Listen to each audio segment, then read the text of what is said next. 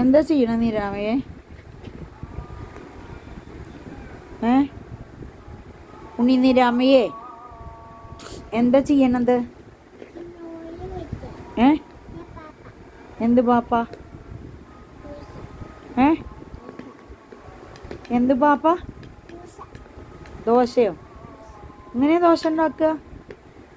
അത് ശരി. പണ്ട് അയ്യോ, ഡയപ്പറിൽ മൂത്രം ഒഴിച്ചു അല്ലേ? അയ്യയ്യേ, ഷെയിം ഷെയിം പോപ്പി ഷെയിം. എന്താ ഉണ്ണി?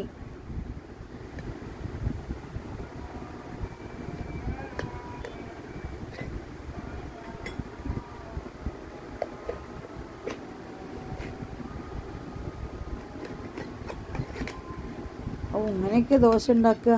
ഇത് മണ്ണപ്പം ചുടണ പോലെ ഉണ്ടല്ലോ. ഞങ്ങളൊക്കെ ചിരട്ടയും കൊണ്ടേ മണ്ണെടുത്തിട്ട് ചിരട്ടയിൽ മണ്ണ് നിറയ്ക്കും.